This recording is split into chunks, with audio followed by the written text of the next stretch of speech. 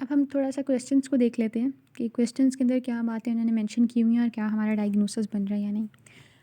सबसे पहले लेरिंगोट्रेकियल ट्रॉमा है। इसमें क्वेश्चन अगर देखें तो एक्सीडेंट की उन्होंने हिस्ट्री बताई हुई है और बताया हुआ है कि रेस्पिरेटरी डिफिकल्टी है, तो ये लेरिंजियल एडीमा की वजह से स्ट्राइडर हो रहा होता है और लेरिंगोट्रेकियल ट्रॉमा का केस है basically. Acute and chronic inflammation जो है लंग्स की अगर वो देखें तो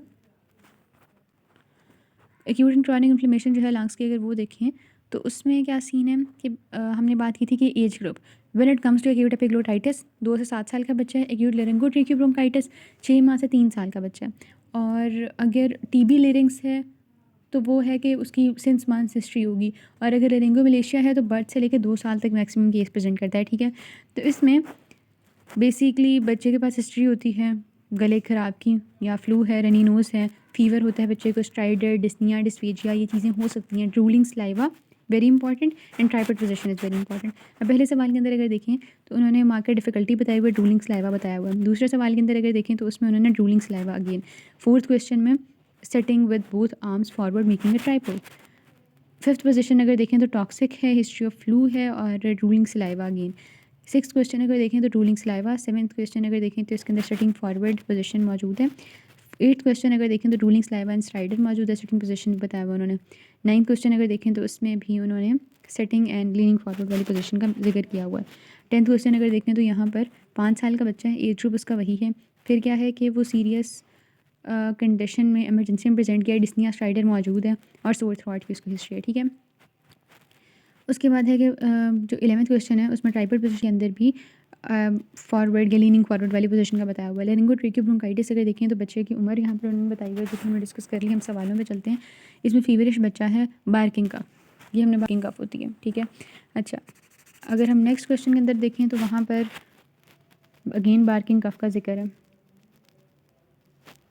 वेट अ मिनट, मेरे हाईलाइटर का कैप घूम गया। हम बात कर रहे थे क्वेश्चन नंबर 2 की, इसमें बार्किंग कफ की हिस्ट्री उन्होंने दी हुई है, स्ट्राइडर और बाकी सब कुछ बताया। बार्किंग कफ से स्ट्रेट अवे एक्यूट लेरिंगोट्रेकियल ब्रोंकाइटिस। अब डीबी लेरिंग्स को अगर देखें इसके अंदर सिनेरियो में डिस्मोनिया बताया हुआ है, 3 माह से है, येलो पुरलेंट एक्सपेक्टोरेशन है और ulceration of the booth vocal cords है। ये हमने डिस्कस किया था जब हमने पॉइंट्स डिस्कस किए थे, डायग्नोस्टिक पॉइंट्स। ठीक है, अच्छा लेरिंगोमलेशिया अगर देखें तो इसके अंदर दूसरे सवाल में उन्होंने बताया हुआ है कि ब्रेस्ट फीडिंग सही है, स्ट्राइडर मौजूद है, न्यू बॉर्न बेबी है, स्ट्राइडर सिंस बर्थ है। फोर्थ क्वेश्चन के अंदर अगर देखें तो इंस्पायरेटरी स्ट्राइडर है और 2 साल का बच्चा पीडियाट्रिक इमरजेंसी रूम में है, और उन्होंने स्ट्राइडर के कॉजेज़ पूछे हुए, उन्होंने बल्कि डायग्नोसिस नहीं पूछा हुआ। फोर्थ क्वेश्चन में अगर देखें तो commonest cause of strider in 4 day old mail है। ठीक है, तो again congenital cause since birth which increases on crying and cyanosed occasionally on feeding। तो ये लेरिंगोमलेशिया का केस है अगेन। उसके बाद लेरेंजल पैरालिसिस अगर देखें तो इसमें बेसिकली आपने वही टेबल जहन में रखना जो मैंने डायग्नोस्टिक पॉइंट्स डिस्कस करते हुए आपको दिखाया था। इसमें पहले सवाल के अंदर उन्होंने कुछ नहीं पूछा हुआ, दूसरे में वो आपको ये कह रही हैं कि थायराइडेक्टमी हुई है 2 माह पहले। ठीक है, थायराइडेक्टमी जैसे वो जिक्र करें तो हमारे जहन में क्या चीज़ आनी चाहिए, बायलेटरल रिकरेंट लेरेंजियल नर्व का पैरालिसिस। ठीक है, क्योंकि उसके अंदर बायलेटरल होता है। फर्स्टली थायराइडेक्टमी की सेकेंडली हिस्ट्री होती है, गुड वॉइस होती है, डिस्निया स्ट्राइडर होता है और मीडियन या पैरामीडियन पोजीशन के अंदर वोकल कॉर्ड होते हैं। ठीक है, तो इसके अंदर उन्होंने ये अक्सर पॉइंट्स मेंशन किए हुए हैं। ठीक हो गया, उसके बाद बेनाइन ट्यूमर्स आ जाते हैं लेरिंग्स के। Benign tumour of the larynx के अंदर सबसे पहले है कि वोकल नॉड्यूल, सिंगर नॉड्यूल या स्क्रीमर नॉड्यूल जिन्हें कहते हैं। इसमें यही होता है कि कोई टीचर की हिस्ट्री दी होती है, जैसे पहले क्वेश्चन के अंदर है हॉर्सनेस है, कुछ माह से है और रिजॉल्व नहीं हो रही। ठीक है, तो वोकल नॉड्यूल हो गया। दूसरे सवाल में अगर देखें तो कुरान पढ़ता है बच्चा, जा रहा है विलेज में, उससे लाए हैं, हॉर्सनेस ऑफ वॉइस है और बेहतर नहीं हो रहा वो। ठीक है, बच्ची है शायद, है ना। होर्सनेस ऑफ वॉइस अगर उसकी हिस्ट्री है कुछ माह से तो आपका, और फिर वो करता क्या, ऑक्यूपेशन क्या है, या उसका अगर स्टूडेंट है तो वो कुछ बताया होगा। ठीक है, यहाँ पर अगर देखें तो उन्होंने डायग्नोसिस पूछा हुआ है और साथ उन्होंने कहा है व्हाट आर डिफरेंट पॉसिबिलिटीज़। बहरहाल सिनेरियो देखें तो हॉर्टिंग रिलीड में मेडिकेशन।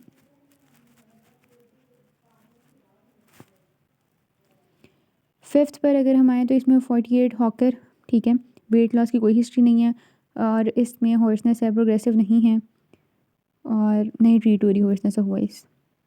6 क्वेश्चन के अंदर अगर आएँ तो देखो उन्होंने हॉर्सनेस का बताया हुआ है, इंस्पिरेटरी स्ट्राइडर का बताया हुआ है, पिंकिश ग्रेप लाइक मैसेज हैं, ठीक है।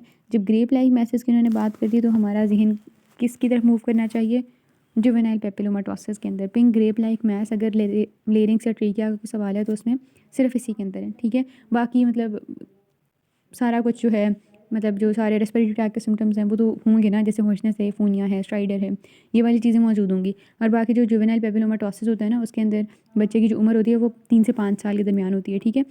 अच्छा, फिर हम अगले सवाल पे आएँ तो यहाँ पर अगेन टीचर है और प्रोलॉन्ग्ड फनेशन पर फटीग हो जाती है, हॉर्सनेस ऑफ वॉइस है और हिस्ट्री फीवर की नहीं है, ठीक है। तो अगेन वोकल नॉड्यूल है। उसके बाद इधर देखें तो इस सवाल के अंदर उन्होंने बताया हुआ है कि नेक के अंदर स्वेलिंग है और मेटास्टेटिक कोई चीज़ है और उसको हिस्ट्री है चेंज ऑफ वॉइस की और स्ट्राइडर भी डेवलप हुआ हुआ है। तो प्राइमरी लेगियन जो है वो लेरिंग्स का सीए है, तो उन्होंने लेगियन की साइड्स में तीनों साइड्स बता दी हैं जो लेरिंग्स के सीए की होती हैं।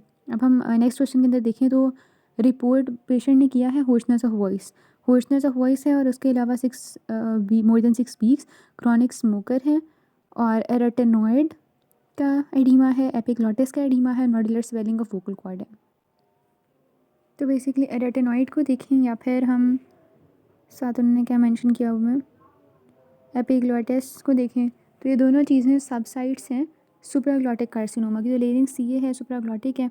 अगला क्वेश्चन अगर देखें चेन स्मोकर है और हॉर्सनेस है, स्ट्राइडर भी है, तो सीए लेरिंग्स बन जाता है।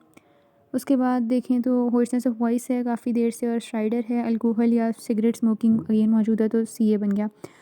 यहाँ पर अगेन स्मोकिंग की हिस्ट्री है, डिस्फोनिया है प्रोग्रेसिव फॉर 1 मंथ और ग्रेनुलर लेगियन आपको मिला है वोकल कॉर्ड पर और लिम्फ नोड्स भी इनलार्ज्ड हैं, ठीक है। उसके बाद नेक्स्ट क्वेश्चन जो है उसमें हॉर्सनेस ऑफ वॉइस है, प्रोग्रेसिव स्मोकर भी है और मैस है राइट वोकल कॉर्ड पर जो कि मोबाइल है और एक्सटेंशन नहीं है, बट सीए लेरिंग्स का ये सिनेरियो बन जाता है, ठीक है।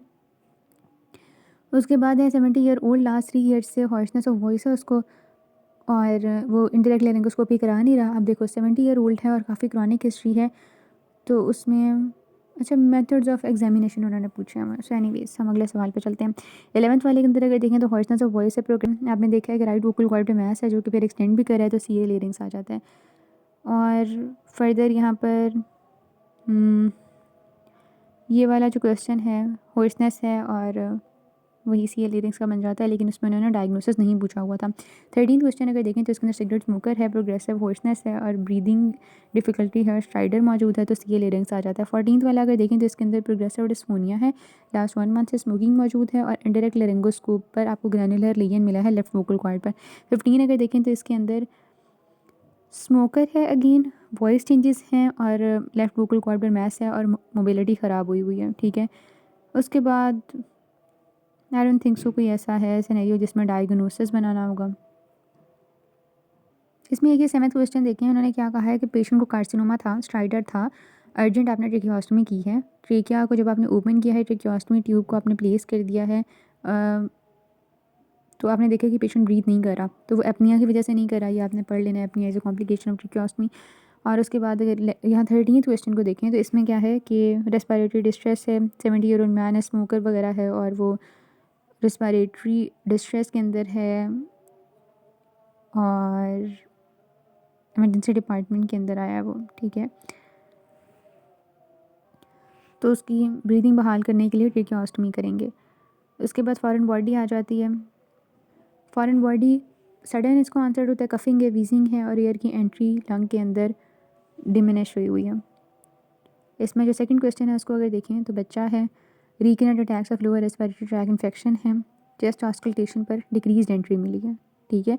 4 मास यानी वो फंसी हुई है, इतनी ज़्यादा नहीं है, हो सकता है एक साइड पर हो तो उसका तो गुजारा चल रहा है ब्रीथिंग वाला, लेकिन उसको बार बार इन्फेक्शन होता जा रहा है, ठीक है।